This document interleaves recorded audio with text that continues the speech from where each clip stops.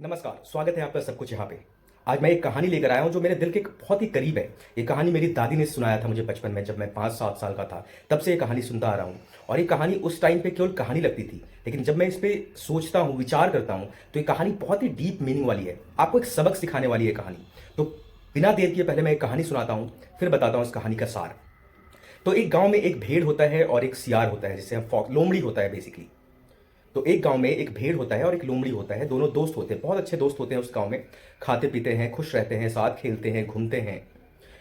कुछ सालों के बाद अचानक से उस गांव में ना सूखा पड़ जाता है। सूखा पड़ने की वजह से गांव में लोग कहीं चले जाते हैं, सारे जानवर भटकने लगते हैं, खाना पीना नहीं होता है, जानवर मरने लगते हैं। तो दोनों दोस्त परेशान बैठे होते हैं एक वृक्ष के नीचे और आपस में डिसाइड करते हैं कि हमें भी इस गांव को छोड़ के कहीं जाना चाहिए और कुछ ढूंढते हैं। इस पे भेड़ कहता है, आइडिया तो अच्छा है लोमड़ी भाई, लेकिन हम दोनों चले जाएंगे, दोनों थक जाएंगे, शायद कुछ ना मिले, हमारी जान चली जाएगी। तो एक काम करते हैं, पहले मैं जाता हूँ शहर खाने की तलाश में, कुछ मिलता है तो मैं तुम्हारे लिए ले आऊँगा और तुम्हें भी बताऊँगा कि कैसे हमें खाना मिल सकता है। जो लोमड़ी होता है वो मान जाता है। अपना जो भी थोड़ा बहुत चारा पानी होता है वो लेकर भेड़ निकल जाता है शहर की ओर। और 1-2 दिन चलने के बाद वो शहर में पहुंच जाता है। और शहर में पहुंचता है, अंधेरा हो जाता है, थक हार के एक कोने में छुपा रहता होता है ताकि शहर के लोग उसे देखकर मार ना दें। छुप गया होता है। अचानक से शाम होती है, एक मिठाई की दुकान होती है, बहुत बड़ी सी रेस्टोरेंट जैसी होती है, कांच की दीवारें होती है, शटर लगा होता है। तो जब शटर गिराने वाला होता है उसका मालिक, तो चुपके से नज़रें बचाते हुए वो जो भीड़ है घुस जाता है उस ढाबे के अंदर, उस रेस्टोरेंट के अंदर और उस मिठाई की दुकान के अंदर बेसिकली, और छिप जाता है। दुकान गिराकर जो मिठाई वाला होता है वो चला जाता है। अब भेड़ बहुत खुश होता है, रात में पूरा पेट भर के खाता है। और फिर सुबह जैसे होता है, सूरज की रोशनी होती है। जब दुकानदार वापस आता है खोलने के लिए अपने दुकान को, अपने शटर को, तो छिप जाता है रेस्टोरेंट के अंदर ही। वापस आता है जो दुकान का मालिक होता है, देखता है कि कुछ मिठाइयाँ कम है। खैर, उसे लगता है शायद कल रात में ज़्यादा बिक गई होगी, ध्यान उतना नहीं देता है। दूसरे दिन फिर शाम में जाता है, वो भेड़ वापस से जितनी मिठाइयाँ बनी होती है खाता है, अपना पेट भरता है। दूसरे दिन जब उसका ओनर आता है, मिठाई वाला आता है, तो उसे शक होता है कि ज़रूर कोई ना कोई मेरी दुकान में चोरी कर रहा है।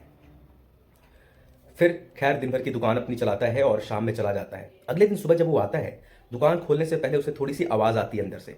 वो डर जाता है, उसे लगता है शायद कोई ना कोई चोर अंदर है।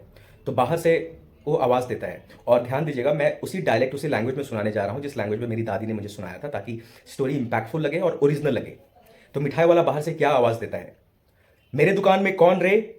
तो अंदर से आवाज आती है, हम भेड़वे कुमार हैं, इक्के सिंहे टारो टोरो, दोए सिंह पहाड़ पोड़ो, शेर सिंह के हार करो, हाथी के दो दांत तोड़ो, हलवाई सला के ढिड्ढे फोड़ो। इसमें जो हलवाई होता है, मिठाई वाला होता है, वो डर जाता है कि ये तो मुझे मारना चाहता है। वो दुकान बिना खोले भागने लगता है शहर की ओर, भागते भागते भागते भागते बीच में जंगल का रास्ता होता है, वहां कट लेता है और जंगल की ओर चला जाता है। जब भागते रहता है तो वहां पर उसे हाथी मिलता है। हाथी उसे रोकता है, सुनो मिठाई वाले, क्यों भाग रहे हो, इतना परेशान क्यों हो? मिठाई वाला अपना पूरी कहानी सुनाता है कि मेरे दुकान में कोई घुस गया है चोर, और बहुत ही पावरफुल है। वो कहता है कि हम भेड़वे कुमार हैं, इक्के सिंह टारो टोरो, दोए सिंह पहाड़ पोड़ो, शेर सिंह के हार करो, हाथी के दो दांत तोड़ो, हलवाई सला के ढिढे फोड़ो।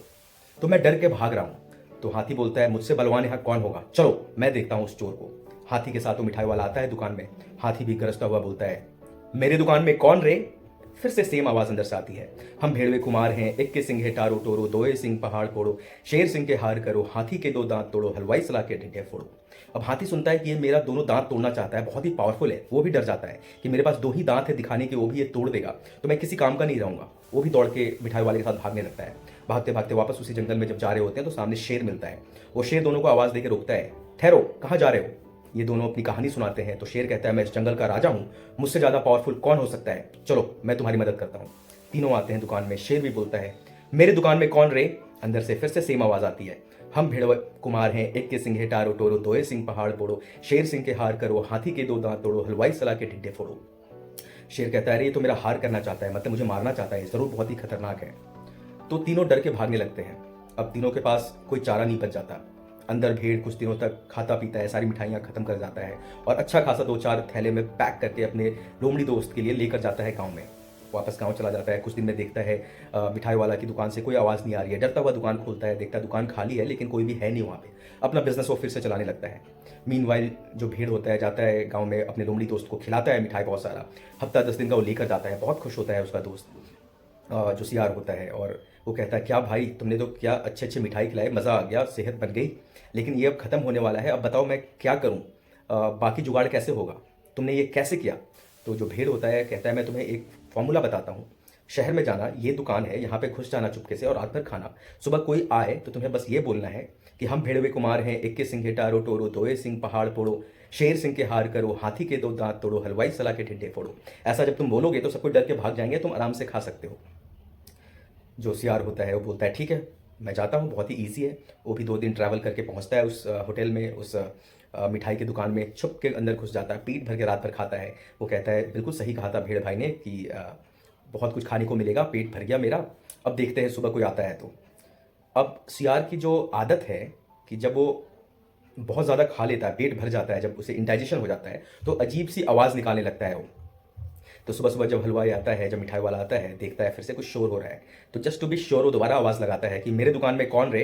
इस पर सियार वो नहीं बोलता जो उसे सिखाया गया था, उसका पेट भरा हुआ है, तो वो अपने ही टोन में असली आवाज़ में निकाल देता है कि हम तो सियार हैं, और हंसने लगता है। इससे पता चल जाता है दुकान वाले को, कह रही है तो मामूली सा सियार है, ये इतने दिनों से मुझे चूना लगा रहा है। शटर खोलता है, बहुत मारता है उसे, और साथ में जाता है कि बताओ तुम्हारे साथ और कौन कौन है। वो साथ में गांव लेकर जाता है सियार को, वहाँ भेड़ को भी पकड़ता है, दोनों को बहुत मारता है, और इस तरह से कहानी खत्म हो जाता है। लेकिन कहानी खत्म होते के साथ एक बहुत ही इंपॉर्टेंट मैसेज छोड़कर जाता है कि जो दोस्ती है ना, वो बहुत ही सोच समझकर बनानी चाहिए। दोस्त जो होते हैं बहुत ही समझदारी के साथ आपको पिक करना चाहिए, चुनना चाहिए। सालों की दोस्ती थी, लेकिन जब समय आया वहाँ पर जो असली रंग होता है, जो असली रंगत होता है, वो लोग दिखा देते हैं। दोस्त वही सही है जो हर सुख दुख में आपके साथ खड़ा रहे, जैसे भेड़ ने सियार के साथ खड़ा रहा। लेकिन सियार के पेट में जब खाना गया, पेट भर गया, लग्जरी उसने देखी, तो उसने अपनी रंग बदल ली और अपनी असली जात दिखाई।